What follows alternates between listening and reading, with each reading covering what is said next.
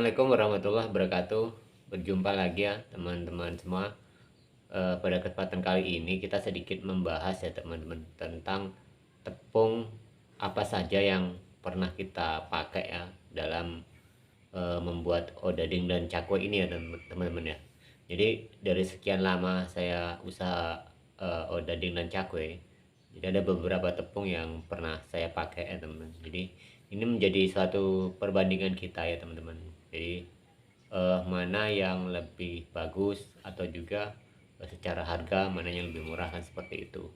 Nah, jadi teman-teman ya, sampai saat ini yang paling banyak saya gunakan gitu kan. Jadi yang saat ini karena memang di sini tepung cakra itu peredarannya kurang, artinya kita kesulitan mendapatkan produk tersebut ya. Cakra kembar ya teman dari Bogasari itu sangat sulit sekali karena memang kelas di sini adalah kelas-kelas ke bawah, menengah ke bawah ya, artinya seperti itu ya teman. Jadi tepung terigu pun yang kita gunakan ya memang mayoritas adalah tepung segitiga biru tetap dari Bogasari. Nah teman-teman, tapi eh, selain dua tepung itu yang pernah saya gunakan kan, jadi ada lagi tepung-tepung yang lain dulu yang pernah saya coba. Yang paling lama itu adalah dari PT Pangan Mas, yaitu pabriknya itu ada di Cilacap karena kita juga dulu pernah pelatihan di sana. Jadi PT Pangan Mas itu ada beberapa merek dulunya itu seperti Kantil, kemudian Dahlia, Refresia, seperti itu. Ada satu lagi saya agak lupa ya teman. Tapi yang sering kita gunakan adalah tepung Kantil ya, dan nggak salah tuh dan Dahlia. Tapi yang paling sering itu adalah tepung Kantil. Nah itu eh, sekelas dengan tepung-tepung yang di Bogasari, artinya setiap grade itu pasti ada ya teman-teman. Jadi dari produknya itu ada seperti kelasnya, artinya tepung dari panganan emas ini ya dari segi kandungan proteinnya sama seperti cakra dengan protein yang tinggi, kemudian di bawahnya kan seperti itu, sehingga sama mutlak seperti itu. Nah kemudian teman-teman ya, pernah juga saya itu memakai karena dulu pernah apa ya di stok gitu kan sama satu toko gitu. Ada tepung beruang, saya juga lupa itu PT Sari Boga kalau nggak salah apa-apa gitu kan, hampir sama dengan Bogasari kan, tapi kebalikan itu. Yang itu kemudian ada satu lagi saya juga agak lupa ya teman-teman. Jadi tepung beruang itu namanya tuh. Nah seperti jadi. Nah itu perbedaan jelas ya teman-teman. Semua itu ada perbedaannya dan secara kualitas dan keunggulan. Kemudian perbedaan lainnya adalah di segi harga. Nah kalau semacam kelas yang saya bilang kelas seperti beruang ini dulunya itu memang dulu pada saat itu tepungnya itu murah ya teman-teman. Jadi murah, dan ini karena memang secara harga kita tidak menjelekkan satu produk, tapi secara harga memang itu lebih murah pada saat itu. Cuma ketika kita menggunakan itu ya teman-teman, menggunakan tepung tersebut, tepung beruang pada saat itu kita merasa agak keras gitu kan. Ketika kita membuat adonan tuh sudah sangat kerasa, itu agak keras. Nah seperti itu ya.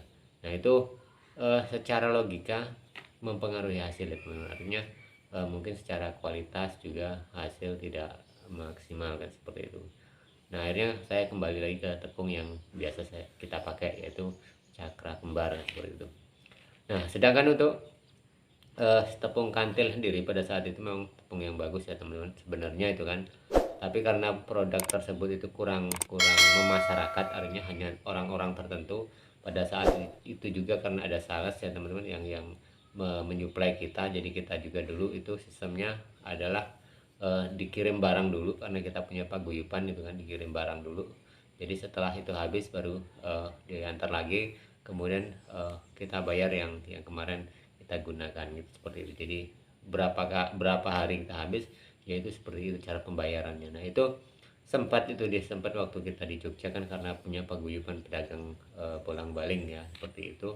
Jadi banyak yang menggunakan juga, selain kita juga ada apa ya namanya, pedagang-pedagang lain juga menggunakan. Nah itu sempat bagus ya teman-teman. Kalau secara kualitas dulu itu seingat saya tepung tersebut, tepung kantil ya seperti itu namanya teman, dari Pangan Mas, itu sangat menyerap air. Artinya kita memberi air itu cukup banyak, artinya seperti itu, karena ketika kita adon itu sangat kesat sehingga air itu memakan banyak. Nah secara logika kalau menurut saya sendiri itu amat ya bagus lah teman-teman seperti itu. Cuma perbedaannya ya memang dia ada agak kaku ketika kita membuat adonan, tapi secara secara aplikasinya itu memang sangat bagus, dan menurut saya itu sangat membuat berbeda dengan tepung-tepung yang grade di bawah itu kan, seperti itu. Jadi hampir sekelas sama dengan produk Bogasari gitu seperti itu. Tapi sayang pada saat itu tepung tersebut karena berpindah manajemen mungkin ya, jadi sistem pembayarannya itu agak berbeda, dan harga itu mulai naik kan seperti itu. Jadi kita beralih kembali, akhirnya banyak yang beralih ke tepung-tepung lain karena ya salah satunya mungkin sistem pembayaran yang sistem cash, karena beda-beda manajemen, sehingga cara mereka memasarkan itu beda, sehingga banyak yang ditinggal dari pedagang-pedagang, khususnya yang pedagang bolang-baling dulunya seperti itu, dari cakwe ya. Nah itu salah satu yang kita pergunakan ya teman-teman. Selain itu juga ya pernah sih menggunakan seperti tepung payung, kita gunakan sekali-sekali gitu, tapi hasilnya menurut saya ya kurang, karena memang itu grade-nya adalah tepung yang sangat rendah ya teman, berprotein rendah ya teman. Jadi hasilnya ya menurut saya pribadi kurang bagus. Nah sampai saat ini ya teman-teman yang masih bertahan, otomatis kita menggunakan tepung cakra kembar dan segitiga biru.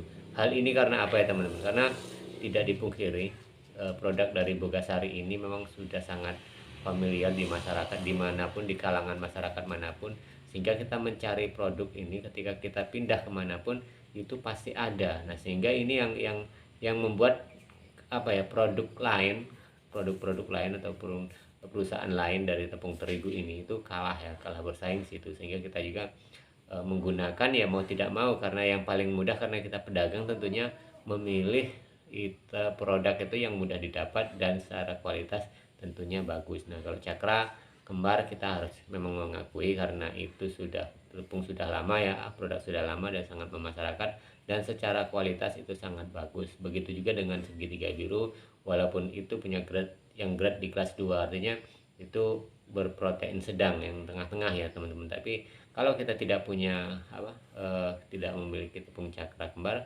kita biasa menggunakan segitiga biru seperti di sini saat tadi ya teman-teman. Karena cakra kembar itu sulit sekali kita dapatkan karena namanya kota kecil ya teman-teman, sulit sekali kita dapatkan, sehingga akhirnya saya menggunakan tepung terigu segitiga biru ini. Dan secara hasil, secara kualitas ya tentunya kalau saya menilainya ya teman-teman secara memakai langsung ya sedikit agak berbeda, jelas bagus di cakra kembar, dan secara kita membuat adonan secara manual pun itu lebih bagus dan lebih enak ya. Jadi kalau tepung yang semakin bagus itu kita membuat adonan secara manual pun itu kan lebih mudah seperti itu. Nah jadi itu pengalaman saya teman-teman ketika menggunakan tepung terigu itu yang kita buat untuk odading dan cakwe. Jadi dari beberapa itu tentunya kita punya punya penilaian sendiri ya teman-teman. Nah jadi itu saja sedikit sharing kita teman-teman tentang tepung terigu yang kita gunakan saat berjualan odading selama ini ya teman-teman.